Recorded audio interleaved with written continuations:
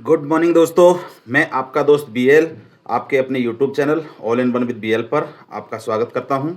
दोस्तों, हम पढ़ रहे हैं राजस्थान के राजवंश, और राजस्थान के राजवंशों में अनेक रियासतों का जो राजवंश था उसके बारे में हमने जो इम्पोर्टेंट क्वेश्चन थे उनके बारे में हमने पढ़ लिया था।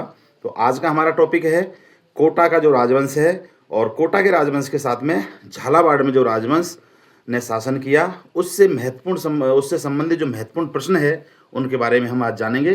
तो बने रहिए मेरे साथ और शुरू करते हैं आज के प्रश्नोत्तर। तो देख लेते हैं राजस्थान के राजवंश में कोटा का हाड़ा राजवंश और कोटा के साथ साथ में जो झालावाड़ का राजवंश था उसके बारे में भी हम देखेंगे इसमें। तो कोटा के हाड़ा राजवंश की स्थापना कब और किसने की थी? तो ये की थी माधो सिंह प्रथम ने 1631 ईस्वी में। और माधो सिंह प्रथम जो था वो बूंदी से आया था और बूंदी से आकर के इसने कोटा के राजवंश की स्थापना की थी। माधो सिंह प्रथम किसकी सहायता से कोटा राजवंश की स्थापना कर पाया था? तो वो खुर्रम की शाहजहां के सहयोग से। शाहजहां खुर्रम को जब बंदी बना दिया था जहांगीर द्वारा, तो फिर माधो सिंह और इसके पिता ने इसको मुक्त करवाया था। इससे खुश होकर के इन्होंने जो शाहजहां था उसने कोटा रियासत इनको प्रदान की थी माधो सिंह को, और इन्होंने फिर कोटा रियासत की स्थापना संस्थापक इन्हें कहा जाता है। कोटा का कोटा नाम कैसे पड़ा था?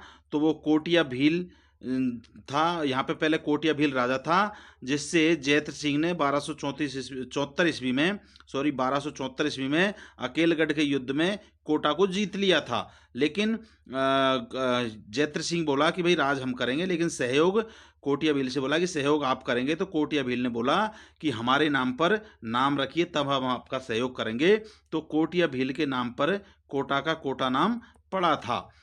कोटा के दुर्ग का निर्माण किसने करवाया था? कोटा में जो दुर्ग उसका निर्माण माधो सिंह ने करवाया था, जो कोटा रियासत का संस्थापक था। राम मुकुंद सिंह के पुत्र थे। राम मुकुंद सिंह के पुत्र और ये कोटा के शासक कब बने थे? मतलब जो राम मुकुंद सिंह जो किनके पुत्र थे और ये कोटा के शासक कब बने थे? तो ये माधो सिंह प्रथम जो था, जो संस्थापक था, उसके पुत्र थे, और 1648 ईस्वी में ये कोटा की गद्दी पर बैठे थे। राम मुकुंद सिंह पर्यावरण प्रेमी थे। पर्यावरण में उनके नाम पर कौन सा राष्ट्रीय उद्यान बना हुआ है? मतलब जो माधो सिंह के बाद में उनका पुत्र राम मुकुंद कोटा की गद्दी पर बैठा, ये पर्यावरण प्रेमी था, और वर्तमान में इनके नाम पर एक राष्ट्रीय उद्यान बना हुआ है, और वो राष्ट्रीय उद्यान है राजस्थान का तीसरा राष्ट्रीय उद्यान है मुकुंदरा राष्ट्रीय उद्यान। याद रखना, मुकुंदरा राष्ट्रीय उद्यान राजस्थान का तीसरा राष्ट्रीय उद्यान है, और ये राम मुकुंद सिंह के नाम पर इसका नाम रखा गया है।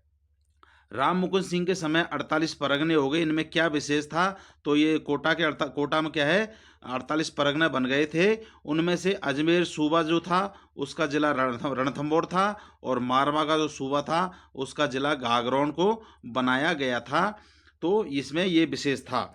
मुकुंदरा का किला किस शासक ने बनाया था? जो मुकुंदरा का किला है वो किस शासक ने बनाया था? तो वो राम मुकुंद सिंह ने ही बनाया था, जो कोटा का तत्कालिक शासक था। कोटा में राम मुकुंद सिंह ने अबली मिनी का महल बनाया था। इसे वर्तमान में क्या कहा जाता है? मतलब राम मुकुंद सिंह थे, वो अबली मिनी नाम की एक लड़की थी, उससे प्रेम करते थे, उससे शादी की, तो उसके नाम पर ये मतलब जो अबली मिनी का महल बनाया था, और उसे हाड़ौती का ताजमहल कहते हैं, क्योंकि ये भी प्रेम की निशानी थी, तो इसे हाड़ौती का ताजमहल कहते हैं। तो क्वेश्चन इस प्रकार भी बन सकता है कि हाड़ौती का ताजमहल किसे कहा जाता है? तो वो कहा जाता है अबली मिनी के महल को। राम मुकुंद सिंह की मृत्यु कैसे हुई थी? तो राम मुकुंद सिंह जो कोटा के शासक था, इनकी मृत्यु कैसे हुई थी? तो क्या है, धर्मत का युद्ध हुआ था 16 अप्रैल 1658 ईस्वी को, और इसने क्या है, औरंगजेब की तरफ से ये लड़ा था। जब मुगल शासन में औरंगजेब और उसके भाइयों में उत्तराधिकार का युद्ध चल रहा था, तो उस वक्त में ये औरंगजेब की तरफ से लड़ा था, और धर्मत के युद्ध में ये वीरगति को प्राप्त हुआ। और ये युद्ध जो दारा सिकोह औरंगजेब का बड़ा भाई था उसके साथ में औरंगजेब का हुआ था। तो धर्मत के युद्ध में राम मुकुंद सिंह की मृत्यु हुई थी। उसके बाद में खजुआ के युद्ध में औरंगजेब का साथ कोटा के किस शासक ने दिया? फिर इनके भाइयों के साथ अनेक युद्ध हुए थे, तो फिर खजुआ का युद्ध हुआ, तो उस वक्त वक्त में औरंगजेब का साथ कोटा के कौन से शासक ने दिया था? तो खजवा का युद्ध क्या है, 4 जनवरी 1659 ईस्वी को हुआ था, जो सूजा और औरंगजेब के बीच में हुआ था। और इसमें कोटा का शासक उस वक्त में महाराज जगत सिंह था, जगत सिंह प्रथम, और इसने औरंगजेब का साथ दिया था और इस युद्ध में भी औरंगजेब की विजय हुई थी। तो ये मुगल शासन में जो उत्तराधिकार का युद्ध था, दूसरा युद्ध जो हुआ था ये खजवा का युद्ध, उसमें जो कोटा का शासक महाराज जगत सिंह प्रथम था उसने साथ दिया था। महाराज जगत सिंह ने औरंगजेब के किन अभियानों में अत्यधिक सहयोग किया था? तो औरंगजेब ने जो दक्षिण के अभियान किए थे उनमें अत्यधिक साथ दिया था, मतलब हमेशा ये साथ रहा था। आदिनाथ जैन मंदिर कहाँ और किसने बनवाया था? याद रखना, आदिनाथ जैन मंदिर से क्वेश्चन बन सकता है। तो ये कहाँ बना हुआ है और किसने बनवाया था? तो ये क्या है, चांद खेड़ी जगह है झालावाड़ में, वहाँ पर बना हुआ है और महाराज किशोर सिंह ने इसका निर्माण करवाया था। महाराज किशोर सिंह जो है झालावाड़ के फिर बाद में शासक बने थे, पहले ये कोटा में थे। अगला क्वेश्चन देख लेते हैं कि जाजव का युद्ध की विस्तृत जानकारी। जाजव का युद्ध हुआ था, वो भी जो उत्तराधिकार का युद्ध था मुगल शासन में, उसका वो भी एक जाजव का युद्ध था। तो जाजव का युद्ध की जानकारी क्या है कि जाजव का युद्ध 1707 ईस्वी में लड़ा गया था और ये औरंगजेब के पुत्रों के मध्य हुआ था। मुअज्जम और आजम के बीच लड़ा गया था, ये भी उत्तराधिकार का युद्ध था। और इसमें बुद्ध सिंह जो बूंदी का शासक था उसने मुअज्जम का साथ दिया था, और राम सिंह प्रथम जो कोटा का शासक था उसने आजम का साथ दिया था। और इसमें क्या है, मुअज्जम की विजय हुई थी और उसके पश्चात मुअज्जम जो है बहादुर शाह प्रथम के नाम से हिंदुस्तान का शासक बना था या मुगल सल्तनत का शासक बना था। तो ये जाजव का युद्ध था। उसके बाद में अगला क्वेश्चन देख लेते हैं कि जाजव का युद्ध जीतने के पश्चात बहादुर शाह प्रथम ने कोटा रियासत के साथ क्या किया था? मतलब कोटा रियासत मुअज्जम के विपक्ष में थी, तो फिर उसका कोटा रियासत के साथ में जब शासक बना बहादुर शाह प्रथम, तो उसने 1707 ईस्वी में क्या है, कोटा का विलय बूंदी के अंदर कर दिया था, क्योंकि बूंदी के शासक ने बुद्ध सिंह ने मुअज्जम का साथ दिया था और यही शासक बना था। कोटा विपक्ष में थी, तो कोटा को क्या है, बूंदी में मिला दिया था 1707 ईस्वी में। कोटा दुर्ग का परकोटा किसने बनवाया था? तो कोटा दुर्ग का परकोटा राम सिंह प्रथम ने ही बनवाया था। मराठा नहीं, रामठा तालाब का निर्माण किसने करवाया था? रामठा तालाब जो बना है उसका निर्माण राम सिंह प्रथम ने ही करवाया था। अगला क्वेश्चन देख लेते हैं। दोस्तों इन क्वेश्चनों में क्या है, मैं आपको थोड़ा थोड़ा विस्तृत जानकारी भी देता हूं ताकि क्वेश्चन किसी भी प्रकार से बने तो ये आपको जानकारी इस चीज की रहे। राम सिंह प्रथम को इतिहास में किस नाम से और क्यों जाना जाता है? तो राम सिंह प्रथम को क्या है, भड़भूंजा के नाम से जाना जाता है। भड़भूंजा क्योंकि ये अपनी तोप के से ही खुद ही उड़ गया था, मतलब युद्ध हुआ था, युद्ध में तोप में चली नहीं थी, तो ये तोप के सामने जा करके देखने लगा था और उसी वक्त तोप चली, वो अपनी ही तोप से ये जान गवा बैठा था, तो इसे भड़भूंजा इसलिए कहा जाता है। कोटा के प्रथम शक्तिशाली शासक महाराज भीम सिंह के विषय में पूर्ण जानकारी। जो उसके पश्चात में राम सिंह के बाद में कोटा का जो महाराज बना था वो था भीम सिंह। तो भीम सिंह ने क्या किए थे कि इन्होंने 1707 से 1720 ईस्वी तक शासन किया और बूंदी का विलय कोटा में कर लिया था। देखो, जो पहले कोटा का विलय बूंदी में कर लिया था, लेकिन इसने जो शक्तिशाली शासक था ये महाराज भीम सिंह, तो इसने क्या है, बूंदी को कोटा में मिला लिया था। और फर्रुखसियर ने इनको गागरोन का दुर्ग तोहफे में दिया था। फर्रुखसियर उस वक्त में मुगल सल्तनत का शासक था, तो फर्रुखसियर इससे बहुत प्रभावित था, तो इसको गागरोन का दुर्ग तोहफे में दे दिया था। तो फिर इसने क्या किया, ये वृंदावन में गया और भक्ति मार्ग में डूब गया, और भक्ति मार्ग अपनाने के पश्चात इन्होंने अपना नाम चेंज कर लिया, अपना उपनाम रख लिया था कृष्णदास। और कृष्णदास ने क्या किया, कोटा को नंदगाम नाम दिया और शेरगढ़ को बरसाना के नाम से ये जाना जाने लगा उस वक्त में। और इन्होंने कोटा में प्रथम टकसाल की स्थापना की और भीमशाही सिक्के भी चलाए थे। अब देखिए, ये जो जानकारी है इससे किसी भी प्रकार का क्वेश्चन बन सकता है। इससे क्वेश्चन ये भी बन सकता है कि भीमशाही सिक्के किसने चलाए, या प्रथम टकसाल की स्थापना किसने की, या फिर वह शासक जो भक्ति मार्ग पर जाकर के अपना नाम चेंज कर लिया तो वो क्या नाम था। मतलब किसी भी प्रकार का क्वेश्चन इस टॉपिक से बन सकता है, इसलिए मैंने आपको ये डिटेल में बताया है, तो इनको याद जरूर रखना है।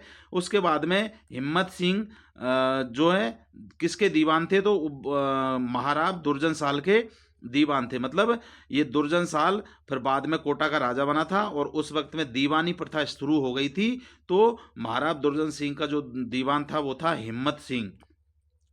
उसके पश्चात में देख लेते हैं अगला क्वेश्चन क्या है कि राजमहल के युद्ध के बारे में क्या जानकारी है। तो राजमहल का एक युद्ध हुआ था और ये युद्धों के बारे में इसलिए बताया जा रहा हूं क्योंकि इन युद्धों में कोटा के जो शासक रहे थे वर्तमान में वो किसी न किसी प्रकार से इन्वॉल्व थे या सहयोगी थे, इसलिए इन युद्धों के बारे में आपको बताया जा रहा है। तो राजमहल का जो युद्ध हुआ था जो टोंक में, वर्तमान टोंक में है, और ये 1747 ईस्वी में जयपुर के दो भाई थे, ईश्वरी और माधो सिंह, माधो सिंह प्रथम, इनके मध्य में हुआ था। और इसमें कोटा के शासक जो थे उसने दुर्जन साल ने माधो सिंह प्रथम का साथ दिया था, लेकिन ये लोग जीत नहीं पाते, इसमें ईश्वरी सिंह की विजय हुई थी। तो ये राजमहल का युद्ध था जो कोटा के दो राजकुमारों के बीच हुआ और जिसमें एक राजकुमार का सहयोग ये दुर्जन साल जो कोटा का शासक था इसने किया था, लेकिन ईश्वरी सिंह इस युद्ध में विजयी हुआ था। झाला जालिम सिंह किसके दीवान थे और इन्हें क्या कहा जाता था। अब उसके बाद में दीवान चेंज हुए तो झाला जालिम सिंह दीवान बने थे और वो दीवान बने थे महाराज शत्रुसाल के दीवान बने थे। और इनको जो झाला जालिम सिंह इनको हाड़ौती का दुर्गादास राठौड़ भी कहा जाता है। हाड़ौती का दुर्गादास राठौड़ किसे कहा जाता है, तो झाला जालिम सिंह को। और ये किनके दीवान थे, तो महाराज शत्रुसाल के ये दीवान थे जो कोटा के वर्तमान शासक थे। उसके बाद में भटवाड़ा का युद्ध हुआ था। तो भटवाड़ा के युद्ध के बारे में थोड़ा सा विस्तृत में जान लेते हैं कि भटवाड़ा का युद्ध जो है 1761 ईस्वी में माधो सिंह प्रथम जो जयपुर का था, जयपुर के शासक थे, उनके बीच में तथा शत्रुसाल हाडा कोटा के शासक के मध्य में लड़ा गया था। तो जयपुर का माधो सिंह और कोटा के शासक शत्रुसाल के बीच में ये लड़ा गया था। और इसमें झाला जालिम सिंह जो है शत्रुसाल जो कोटा के शासक थे उनकी सेना का नेतृत्व कर रहे थे क्योंकि उनके ये दीवान थे। और इसमें शत्रुसाल हाडा विजयी हुआ था। और ये युद्ध क्यों हुआ था, क्योंकि जो रणथंबोर का दुर्ग है इसको मुगल शासक जो है अहमद शाह ने क्या किया था, रणथंबोर का दुर्ग को माधो सिंह को सौंप दिया था। ये तो माधो सिंह को ये दुर्ग सौंप दिया था। इस कारण से ये बात पसंद नहीं आई ये बात पसंद नहीं आई थी जालिम सिंह जिनके दीवान थे महाराज शत्रुसाल को, तो इनके बीच में ये युद्ध लड़ा गया था। अब थोड़ा सा विस्तृत जानकारी है, इसमें से क्वेश्चन किसी भी प्रकार से तोड़ मरोड़ के बनाया जा सकता है, तो ये आपको सारी जानकारी याद रखनी है। एक बार फिर सुन लीजिए कि भटवाड़ा का युद्ध 1761 ईस्वी में माधो सिंह प्रथम जयपुर के थे और शत्रुसाल हाडा कोटा के थे, इनके बीच में लड़ा गया। झाला जालिम सिंह जो है कोटा के शासक शत्रुसाल की सेना का नेतृत्व कर रहे थे और शत्रुसाल इसमें विजयी हुआ था। और इस युद्ध का होने का कारण ये था कि जो तत्कालिक मुगल बादशाह था अहमद शाह, उसने रणथंबोर का दुर्ग जो है माधो सिंह को दे दिया था। ये बात कोटा के शासक शत्रुसाल को हजम नहीं हुई और इस कारण से ये युद्ध हुआ था। तो भटवाड़ा का युद्ध ये है। अगला क्वेश्चन देख लेते हैं कि कोटा के किस शासक ने झाला जालिम सिंह को पद से हटा दिया था। अब झाला जालिम सिंह वीर योद्धा था, लेकिन उसके बाद में जो अगला शासक बना उसने इसको हटा दिया था। वो शासक था महाराज गुमान सिंह। महाराज गुमान सिंह को गुमान हो गया और उसने झाला जालिम सिंह को पद से हटा दिया था, जो दीवान के पद पर था। पद से हटने के पश्चात झाला जालिम सिंह किसकी शरण में गया और उसे कौन सी जागीर प्रदान की गई थी। जब यहाँ कोटा से जागीर के पद से हटा दिया था तो उसके बाद में झाला जालिम सिंह क्या है मेवाड़ चला गया था और मेवाड़ में उस टाइम पर आना था राणा भीम सिंह और उसकी शरण में गया। उसने भीम सिंह ने से चीता खेड़ा की जागीर प्रदान की थी। झाला जालिम सिंह को कोटा का पुनः दीवान किसने बनाया था। उसके बाद में कोटा का शासक चेंज हुआ। कोटा का शासक महाराज उम्मेद सिंह बना और उम्मेद सिंह फिर झाला जालिम सिंह को वापस लाया और अपना दीवान उसे बनाया था। लेकिन यहाँ पे झाला जालिम सिंह ने एक गड़बड़ की थी। वो क्या की थी, अगला क्वेश्चन में देखते हैं कि कोटा रियासत और अंग्रेजों के बीच में जो आश्रित पार्थक की संधि कब हुई थी और इस पर किसने हस्ताक्षर किए थे। तो आश्रित पार्थक की संधि कोटा के साथ में की थी अंग्रेजों ने, क्योंकि अंग्रेजों में यही था कि हर रियासत के साथ संधि कर करके और इनको अपने अधीन कर रहे थे। तो उस वक्त में जो कोटा के साथ में और अंग्रेजों के बीच में जो आश्रित पार्थक की संधि हुई थी वो कब और किसके हस्ताक्षर उसमें हुए थे। तो ये संधि क्या है 26 दिसंबर 1817 ईस्वी को हुई थी और इस पर हस्ताक्षर जो है झाला जालिम सिंह ने किए थे और यह संधि करने वाली दूसरी रियासत थी। अब देखिए 26 दिसंबर 1817 को कोटा रियासत और अंग्रेजों के बीच में जो आश्रित पार्थक्य की संधि हुई थी उस पर हस्ताक्षर राजा ने नहीं किए थे, ये दीवान ने किए थे। दीवान था झाला जालिम सिंह। ये ऐसी रियासत है, याद रखना। क्वेश्चन इस प्रकार से बन सकता है कि अंग्रेजों और रियासतों के बीच की हुई संधि में किस रियासत के दीवान ने मतलब संधि पर हस्ताक्षर किए, या फिर संधि पर हस्ताक्षर करने वाला दीवान कौन था। तो क्वेश्चन किसी भी तरह घुमाया जा सकता है, तो वो था झाला जालिम सिंह। और ये संधि करने वाली दूसरी रियासत थी। प्रथम रियासत कौन सी थी? प्रथम रियासत थी करौली, याद रखना। राजस्थान में आश्रित पार्थक्य की संधि कब से कब तक हुई और संधि करने वाली प्रथम और अंतिम रियासत कौन सी थी? देखो ये अगला क्वेश्चन आ गया है।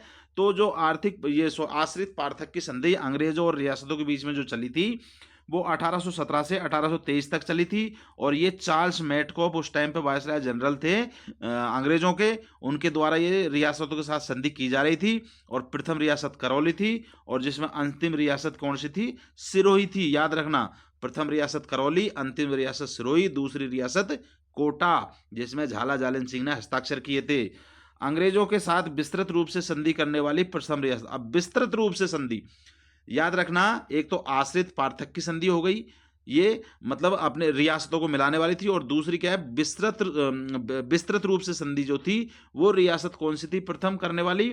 तो वो थी कोटा रियासत, जिसने अंग्रेजों के साथ विस्तृत रूप से संधि की थी। तो यह ध्यान रखना, आर्थिक पार्थक्य की संधि में कोटा रियासत दूसरे नंबर पे है और विस्तृत रूप से संधि करने में कोटा रियासत प्रथम स्थान पर है।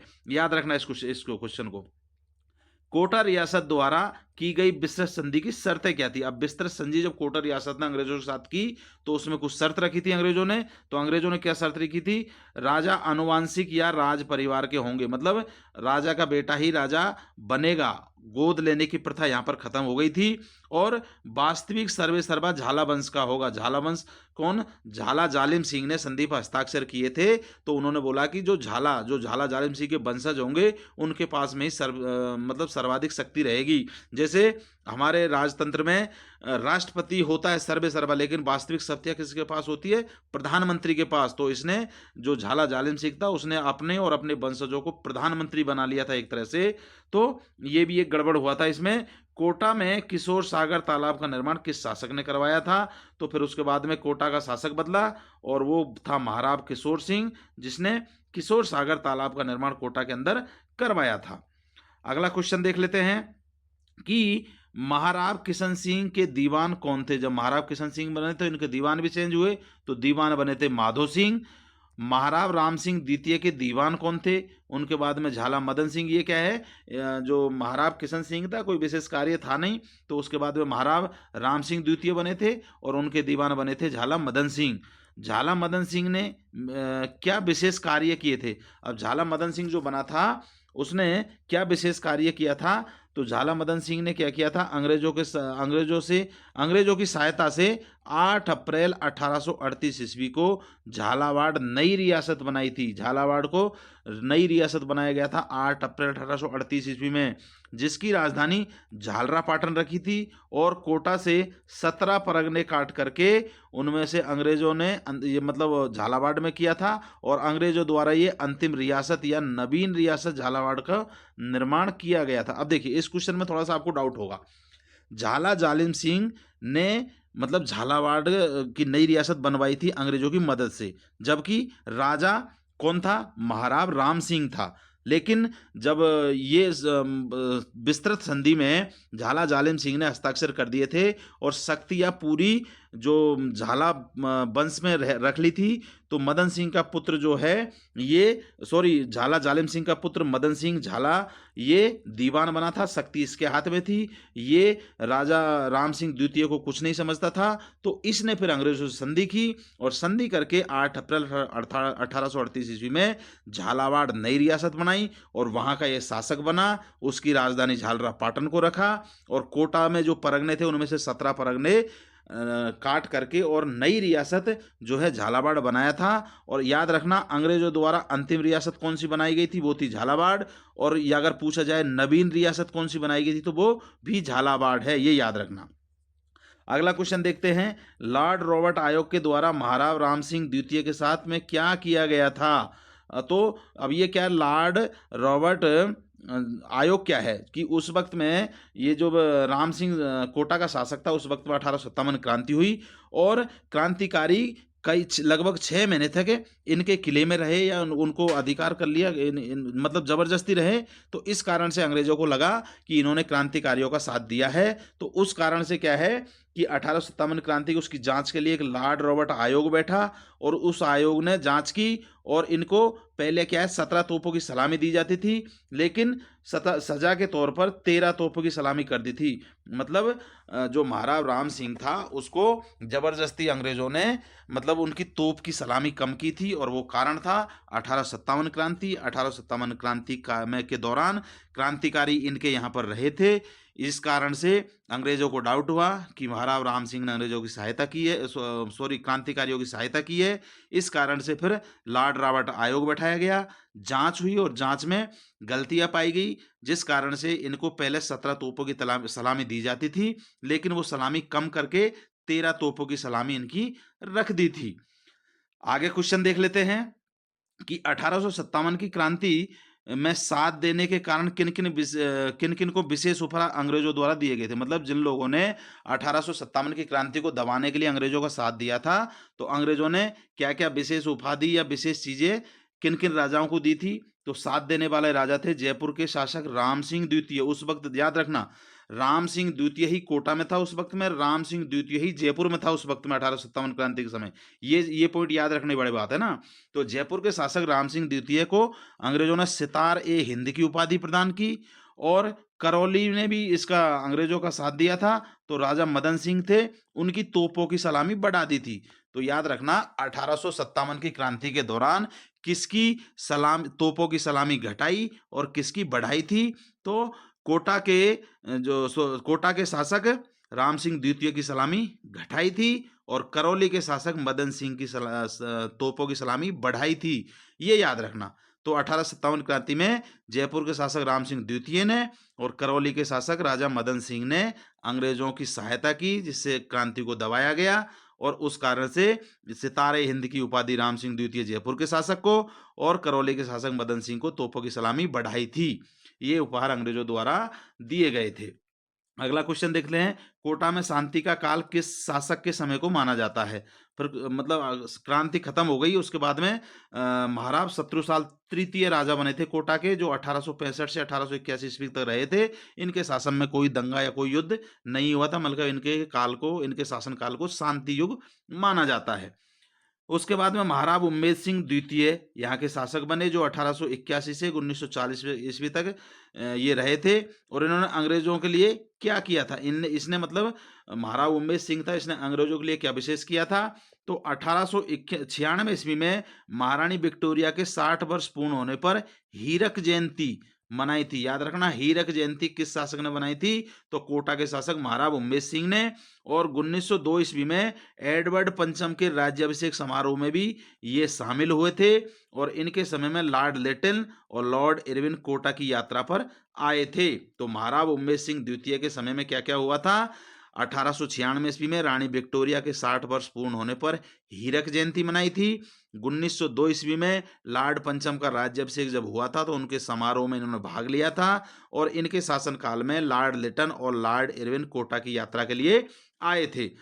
अगला क्वेश्चन देख लेते हैं कि कोटा रियासत का अंतिम शासक कौन था। कोटा रियासत का अंतिम शासक महाराज भीम सिंह द्वितीय था।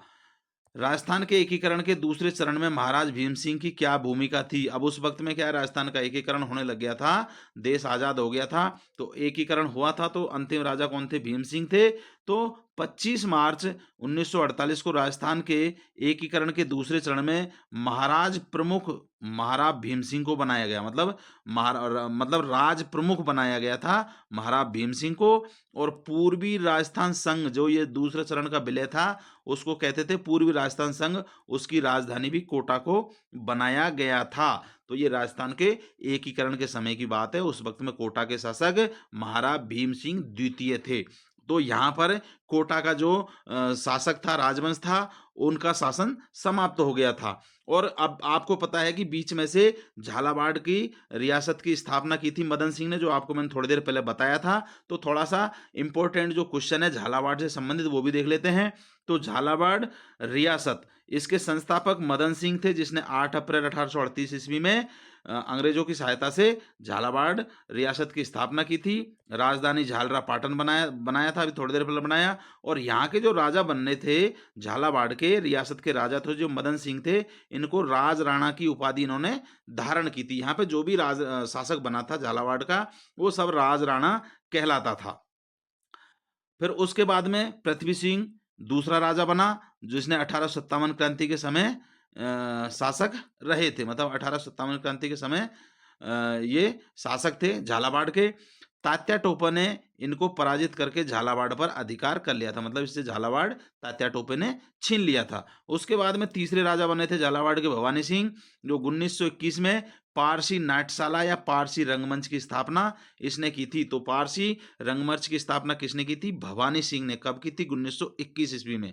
और अब ये इससे संबंधित एक क्वेश्चन और है कि प्रथम पारसी रंगमंच के बारे में। प्रथम पारसी रंगमंच कब और कहाँ बना? तो 1878 ईस्वी में राम प्रकाश नाट्यशाला राम सिंह द्वितीय जयपुर के शासक द्वारा जयपुर में ये बनाई गई थी। ये भी क्वेश्चन है, मतलब इससे संबंधित क्वेश्चन था, तो मैंने आपको ये बता दिया था कि भवानी सिंह ने 1921 में पारसी नाट्यशाला या पारसी रंगमंच की स्थापना की थी झालावाड़ के अंदर। और उसी मतलब उसी से संबंधित ये क्वेश्चन है कि प्रथम पारसी रंगमंच या प्रथम पारसी नाट्यशाला कहाँ बनी थी? तो वो 1878 ईस्वी में राम प्रकाश नाट्यशाला के नाम से राम सिंह द्वितीय के शासनकाल में जयपुर के अंदर। उसके बाद में शासक बने थे राजेंद्र सिंह। इसने समाज सुधार के लिए कार्य किए थे। जो नीचे वर्ण के लोग थे उनके लिए मतलब कार्य करे थे। मंदिरों में जाना मना था, तो उन्होंने जो भी हरिजन या नीचे समाज के लोग थे उनके लिए मंदिरों के दरवाजे खोल दिए थे। और झालावाड़ रियासत का फिर अंतिम शासक हरिश्चंद्र बना था, और ये अंतिम राज राणा था। मतलब राज राणा की उपाधि ये लोग धारण करते थे, तो अंतिम राज राणा था। दोस्तों, ये कुछ क्वेश्चन थे इंपॉर्टेंट जो कोटा और झालावाड़ से संबंधित थे। मैंने काफ़ी शॉर्ट लिया और काफ़ी इस वीडियो में बताया, इस कारण से फिर भी समय कुछ ज़्यादा हो गया है। ये क्लास थोड़ी सी 20 मिनट 20-22 मिनट से ज़्यादा होकर के 26-27 मिनट पर पहुंच गई है। तो आपसे रिक्वेस्ट है, चैनल को सब्सक्राइब कर लीजिए, वीडियो को लाइक करके कमेंट कीजिएगा, दोस्तों के साथ शेयर ज़रूर कीजिएगा। और